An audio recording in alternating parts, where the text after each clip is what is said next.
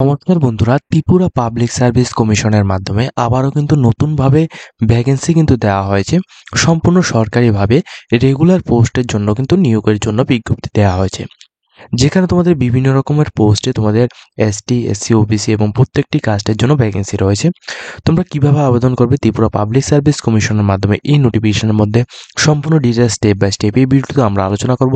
অবশ্যই কিন্তু তোমরা আমাদের চ্যানেলটিকে সাবস্ক্রাইব করে পাশে থাকা বেল আইকনটিকে সবসময় ক্লিক করে রাখবে, যাতে করে প্রত্যেকটি চাকরি নোটিফিকেশন প্লাস রেজাল্ট সম্পর্কিত প্রত্যেকটি আপডেট প্লাস এডমিশন রেটের প্রত্যেকটি আপডেট যাতে তোমাদের কাছে টাইম টু টাইম পৌঁছে যায়। দেখো, ত্রিপুরা পাবলিক সার্ভিস কমিশন থেকে রিসেন্টলি একটা নোটিফিকেশন বের হয়েছে, যেটা হচ্ছে তোমাদের টেকনিক্যাল অ্যাসিস্ট্যান্ট গ্রুপ সি। তো এই যে টেকনিক্যাল অ্যাসিস্ট্যান্ট গ্রুপ সি পোস্টটা রয়েছে, এই পোস্টটা হচ্ছে তোমাদের উপরে, তোমরা ভালোভাবে এটা লক্ষ্য রাখবে, তারপর তোমরা নোটিফিকেশনটা ভালোভাবে দেখবে। দেখো, এটা ত্রিপুরা পাবলিক সার্ভিস কমিশন থেকে দেওয়া হয়েছে 14 তারিখ। এখানে 14 নাম্বার নোটিফিকেশন 2025 অর্থবর্ষের। এখানে কি বলা হয়েছে দেখো, এটা কিন্তু তোমাদের পার্মানেন্ট পোস্ট, ঠিক আছে? পার্মানেন্ট পোস্টে senior technical assistant group C পোস্টে নিয়োগ করা হবে, নন গেজেটেড পোস্ট, ঠিক আছে? ভালোভাবে বুঝবে। এবং এটা কোন ডিপার্টমেন্টের আন্ডারে? এখানে directories of accounts and under finance department, government of ত্রিপুরার মাধ্যমে তোমাদের হবে। অর্থাৎ গভর্নমেন্ট অফ ত্রিপুরা ফাইন্যান্স ডিপার্টমেন্টের মধ্যে তোমাদের সিনিয়র টেকনিক্যাল অ্যাসিস্ট্যান্ট পোস্টে গ্রুপ সি পোস্টে পার্মানেন্ট পদে তোমাদের নিয়োগ করা হবে। বেসিক পে লেভেল যে স্যালারিটা থাকবে, এটা কিন্তু তোমাদের 5,700 টাকা থেকে 24,000 পর্যন্ত তোমাদের গ্রেড পে স্যালারিটা থাকবে, ঠিক আছে? ভালোভাবে বুঝবে, এটা কিন্তু গ্রেড পে স্যালারি।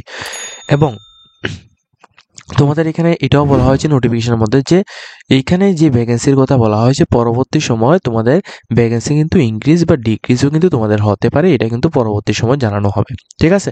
এমনটা কিন্তু বলা হয়েছে। এখন ভ্যাকেন্সির কথা বলে কি কি রয়েছে, যেমন ইউআর এর জন্য প্রথমত 3টি পোস্ট রয়েছে, ঠিক আছে? ইউআর এর জন্য 3টি পোস্ট রয়েছে, যেখানে তোমরা ইউআর কাস্ট অর্থাৎ জেনারেল এবং ওবিসি প্রত্যেকে আবেদন করতে পারবে। এর মধ্যে একজন ক্যান্ডিডেট নিয়োগ করা হবে ফিমেল, এবং 2জন ক্যান্ডিডেট নিয়োগ করা হবে মেল, ঠিক আছে? এরপর এসসিদের ক্ষেত্রে শুধুমাত্র একটি ভ্যাকেন্সি রাখা হয়েছে, কিন্তু এখানে কিন্তু উমেন্সের জন্য কতটি, বা এখানে মেলদের জন্য নাকি উমেন্সের জন্য, এটা কিন্তু বলা হয়নি, ঠিক আছে? এসটিদের জন্য এখানে 2টি রয়েছে, একটি হচ্ছে মেল ক্যান্ডিডেটের জন্য, একটি হচ্ছে ফিমেলের জন্য। তো টোটাল এখানে ভ্যাকেন্সির কথা বলে, টোটাল এখানে 6টি ভ্যাকেন্সি রয়েছে। তোমরা যারা আবেদন করতে চাও তোমরা আবেদন করতে পারো।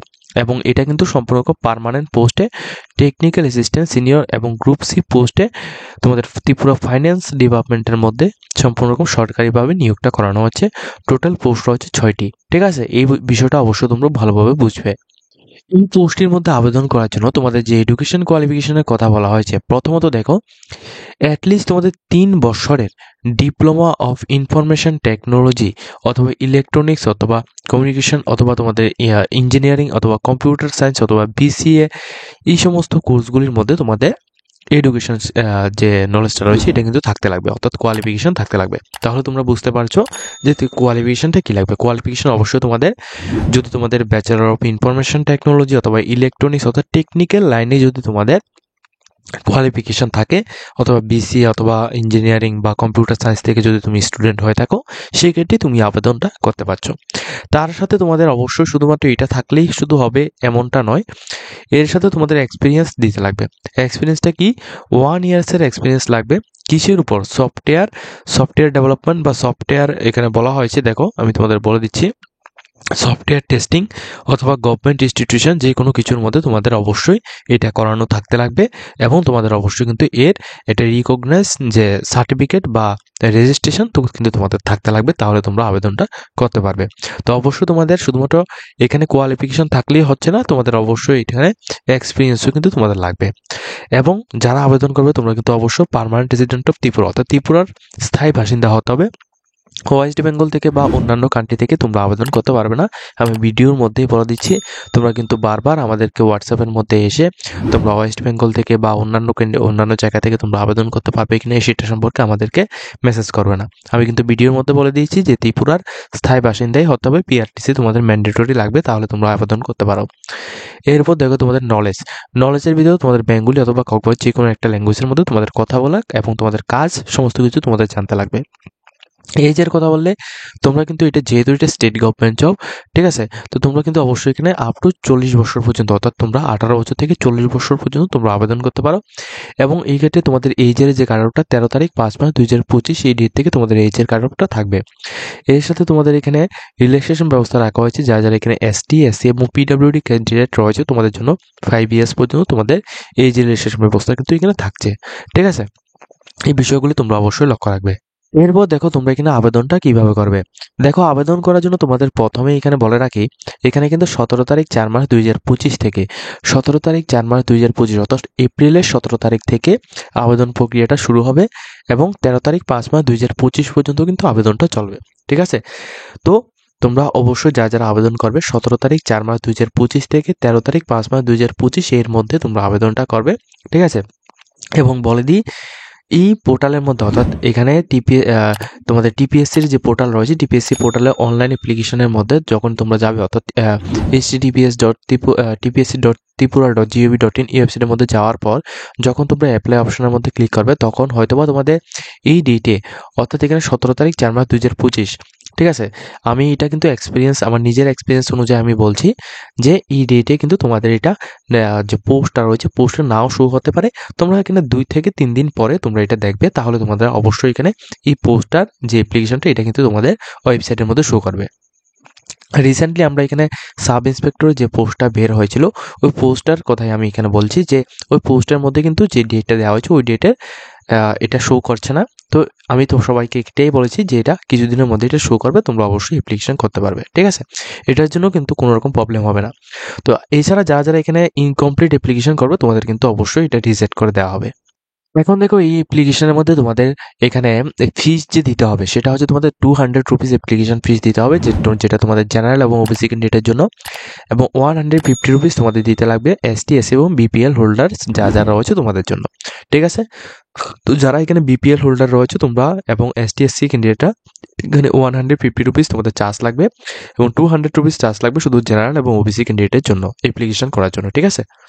দেখো অ্যাপ্লিকেশনের যে সিলেকশন প্রসেস, এই পোস্টের মধ্যে তোমরা অ্যাপ্লিকেশন করবো, তোমাদের সিলেকশন প্রথমত রিটেন এক্সাম হবে, এমসিকিউ বেসিকে 90 মিনিটস টাইম দেওয়া হবে, টোটাল কোশ্চেন থাকবে 90 কোশ্চেন এবং এক্সামের ডিউরেশন থাকবে 120 মিনিটস, ঠিক আছে, অর্থাৎ 2 আওয়ার্স তোমাদের এখানে থাকবে, ঠিক আছে।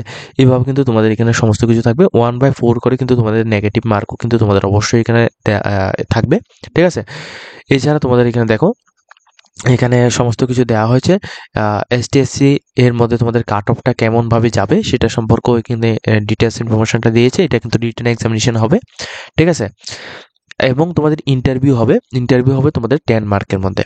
ইন্টারভিউ তোমাদের 10 মার্কের মধ্যে হবে যখন তোমাদের রিটেন এক্সাম দেবে। রিটেন এক্সামের মধ্যে কোয়ালিফাইড করার পর যাদের নাম আসবে, তোমরা ইন্টারভিউ বা পার্সোনালিটি টেস্ট যেটা হবে এটা কিন্তু তোমাদের দিতে লাগবে, ঠিক আছে। এটা হচ্ছে ডিটেলস। এবং দেখো ইন্টারভিউর মধ্যে তোমাদের কি কি জায়গা থেকে তোমাদের কোশ্চেন আসতে পারে সেটা সম্পর্কেও এখানে কিন্তু ডিটেলস ইনফরমেশন দেওয়া হয়েছে। এটা তোমরা অবশ্যই এখান থেকে দেখতে পারো বা তোমরা এটা স্ক্রিনশট নিয়ে নিতে পারো, ঠিক আছে। এটা হচ্ছে তোমাদের ডিটেলস সিলেবাস। এই সিলেবাস অ্যাকর্ডিং কিন্তু তোমাদের এখানে কোশ্চেন করানো হবে, এই সিলেবাস অ্যাকর্ডিং কিন্তু তোমাদের এক্সামিনেশন নেওয়া হবে। তাছাড়া দেখো এখানে তোমাদের নিচে কিন্তু আরও ডিটেলসভাবে রিটেন এক্সামের জন্য যে সিলেবাসটা থাকবে 2 আওয়ার্সে, ওইটাও কিন্তু তোমাদের এখানে দেওয়া হয়েছে। Computer science and information technology, ঠিক আছে, computer science and information technology 90 question দেওয়া হবে 90 মার্কসের মধ্যে, ঠিক আছে। এখন তোমাদের সিলেবাস অ্যাকর্ডিং যে computer fundamental and information technology থেকে কী ভাবে তোমাদের কোশ্চেন আসবে সেটা সম্পর্কে ডিটেলস ইনফরমেশন দেওয়া হয়েছে। ডাটা স্কুল থেকে তোমাদের কেমন কোশ্চেন থাকবে, কী বিষয়ের উপর সাবজেক্টের এখানে কোশ্চেন আসবে সেটা সম্পর্কে দেওয়া হয়েছে। সি প্লাস প্লাস বা প্রোগ্রামিং ল্যাঙ্গুয়েজের উপর কী কোশ্চেন থাকবে, কম্পিউটার নেটওয়ার্কিংয়ের উপর কী কোশ্চেন থাকবে, এখানে ডাটাবেস বা ম্যানেজমেন্টের উপর কী কোশ্চেন থাকবে, এমএস অফিস ওয়ার্ড বা সফটওয়্যারের উপর কী কোশ্চেন থাকবে, এগুলো সবগুলো ডিটেলস কিন্তু এই নোটিফিকেশন দেওয়া হয়েছে। তোমরা ডাইরেক্টলি যদি তোমরা নোটিফিকেশন ডাউনলোড করতে চাও সেক্ষেত্রে তোমরা আমাদের ভিডিও ডিসক্রিপশন বক্সের মধ্যে ক্লিক করে সেখানে কিন্তু আমাদের প্রত্যেকটি লিঙ্ক এখানে অ্যাভেলেবেল পেয়ে যাবে, ওয়েবসাইট লিঙ্ক এবং তোমাদের official website link plus official notification link এবং অ্যাপ্লিকেশান লিঙ্ক সব কিছু কিন্তু তোমরা সেখানে পেয়ে যাবে। সেখান থেকে কিন্তু তোমরা সমস্ত নোটিফিকেশনগুলি ডাউনলোড করে সেখান থেকে দেখে নিতে পারবে। তো আজকের মতো আমরা ভিডিওটা এই পর্যন্ত রাখছি। যদি তোমাদের এই ভিডিওতে কিছুটা হেল্পফুল হয়ে থাকে অবশ্যই আমাদের চ্যানেলটিকে সাবস্ক্রাইব করে পাশে থাকবে। এইরকম ইনফরমেটিভ ভিডিওগুলি পাওয়ার জন্য অবশ্যই আমাদের চ্যানেলটিকে সাবস্ক্রাইব করে রাখবে।